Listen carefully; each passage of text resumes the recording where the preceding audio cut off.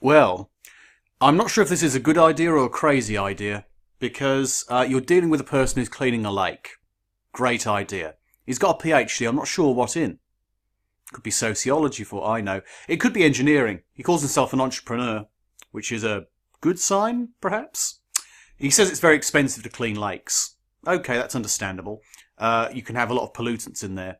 He uses organic material. It looks like bran, or I don't know. It looks like oats. It looks like oats. And supposedly he put this in, and it stays on the surface. It collects the dirt. The dirt kind of goes to it, and it's edible because it's 100% organic. I don't want to know what's in your lake. Probably fetal matter and other things that could be very much fermented and could be very bad for you. So I don't think that's a great idea per se. What else? He wants to clean a lake in Peru. Large lake in Peru. Clean it up. Good venture. Okay, that sounds great. How are you going to do it? Through nanotechnology, he says. Now, I took the liberty of putting a little definition underneath this particular post. Yes, I'm using my Treble Retzel account on Facebook. Basically, you have the definition of what a piece of nanotechnology is. It's something which is smaller than 10 nanometers. So consider that. Is he actually dealing with nanotechnology? Or is he dealing with the fact that, oh, you end up with a reaction which is simply down to putting a load of, very helpful chemicals together? Organic chemicals, I think that's just, a side note. I don't think he's going down the route of saying, oh, it's organic, man. That means it's not GMO. I couldn't give a fuck about that. I think it's just a question of that you're not putting hazardous chemicals in there, things that may well cause other problems, such as with other cleaning and cleansing like agents you could put into a lake to clean it, which would probably kill the fish if there are any, or kill any potential life if you go too far at least. So I can understand why that is a point. I've clicked on his page. It doesn't actually say on his page what his PhD's in either. So, Dr. Marino, I just really don't know what your background is. You could have an honorary degree. You could be a very well qualified MD, for I know. And I do think that some of the ideas involved were quite helpful. Some of the ideas of, okay, we're going to clean the environment. We can do this in like 40% of the world's lakes lakes and rivers are polluted. Okay, well, that's inevitable. And it's also something which we can deal with. I'm not sure this particular treatment would work out so well in rivers, because you're dealing with a material. In fact, it's shown in the video. I'll mute that. I don't want to watch the video again. He shows in water there. Oh, it's dirty water. And you've got your material, your solution, which just looks like, I don't know, it looks like oats, as I said. And you put it in there, bam, and look, you end up with a separation, which looks pretty good. Probably depends on the kind of stuff you've actually got in your lake. Because if chemical and biological filth of any kind, if it's fetal matter, it probably will float to the surface. But you're not going to want to do what he does here. Oh, yes, environmentally friendly, and you can eat it. Many of the world's lakes are full with chemical toxins that will poison you.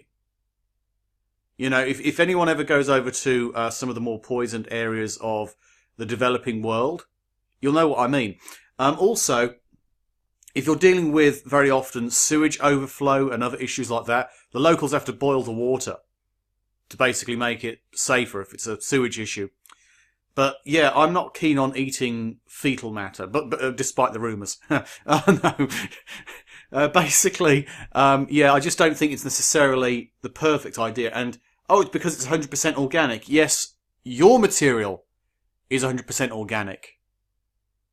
But that doesn't mean that it's going to be 100% organic once it's absorbed, X amount of a cleansing agent, or, a dump, amount, which is leaked into the water table of an area, which is basically a form of, pesticide. So a chemical pesticide used in China, for example, I'm just using China as an example, because I know how bad the environmental fallout is over there. Basically, you end up with those chemicals being dumped, The barrels or whatever, if they're even kept in reasonable conditions, will still leak. It gets into the water table, poisoning the land, and it can go into the rivers and streams and lakes, and as you'd imagine.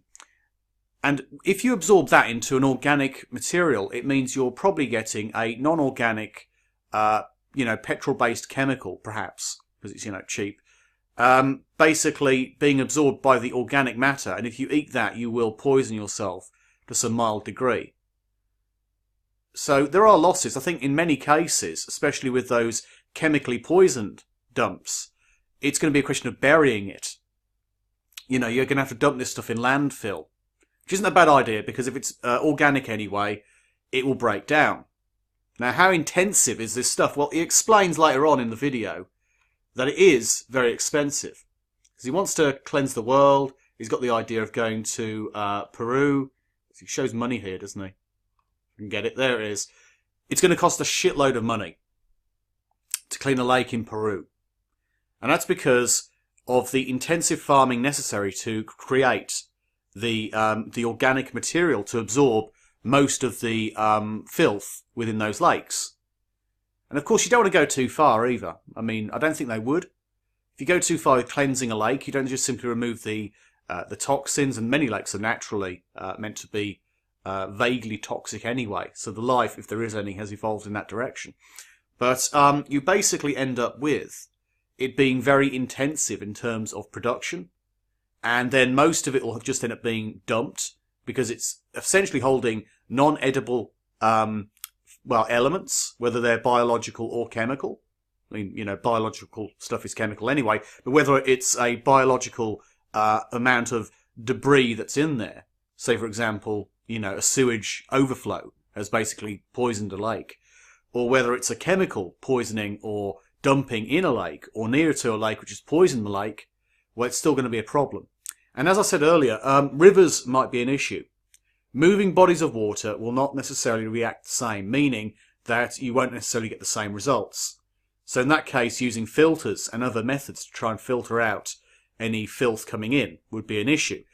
Also, with those areas which are poisoned by, say, poor sanitary conditions, poor regulation in terms of chemicals, if the chemical issue of the poisoning is not stopped, there will simply be a period of cleanliness which is then replaced by a period of increased dirtiness until it reaches the point of, well, being pretty much the same as it was before. Say, for example, spilt oil and chemicals, say from the big oil industry, from other major users of chemicals and dumpers, say, for example, like the military. So in those cases, you'll still see major issues. And I think people should take that on board as well. So I'm being quite sceptical, but I do think it's a great idea. I just don't think it's the best idea since sliced bread. It's probably better than sliced bread. But in any case, it's not necessarily the best thing in the world.